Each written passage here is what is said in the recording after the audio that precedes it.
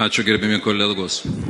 Iš ties turbūt niekad nebūčiau pagalvojęs, kad susijusiais klausimais su nacionaliniu saugumu aš pasisakysiu prieš ir raginsiu jūsų šį kartą nebalsuoti už tokį įstatymų projektą.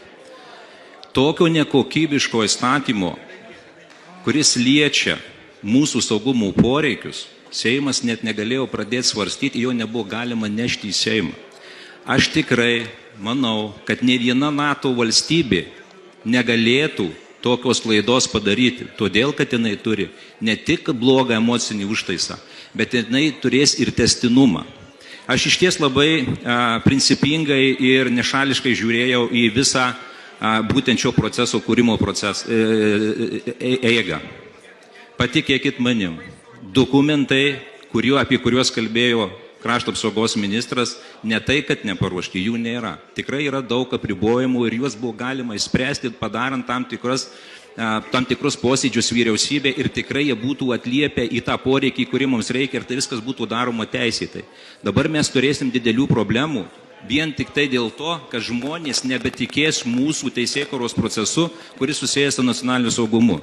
Jūs turite žinoti, kad Lenkija 3 seniūnijos bendruomenės padavė Lietuvą jau su skundu į Jungtinių tautų Europos ekonomikos komisiją, su skundu, kurį peržiūrėjus komisija iš karto pradės nagrinėti skubos tvarka. Tai akivaizdu, kad jie ruošiasi būtent Europos teisingumo teismui prieš Lietuvą teisiniam procesui. Jūs įsivaizduojat, koks tai neigiamas užtaisas. Aš nekalbu apie tai, kad netgi ir valstybės kontrolėje mus visus įspėjau, kad negalima tokio įstatymo projekto nešti.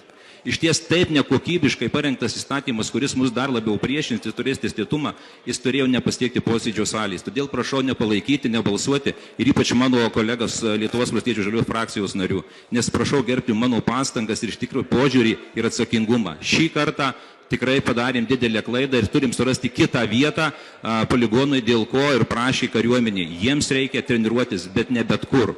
Ir tikrai ne Kapčiamiesty, nes ta vieta parinkta neteisingai, nekokybiškai ir ne taip, kaip buvo išvardinta aiškinamajam rašte. Ačiū.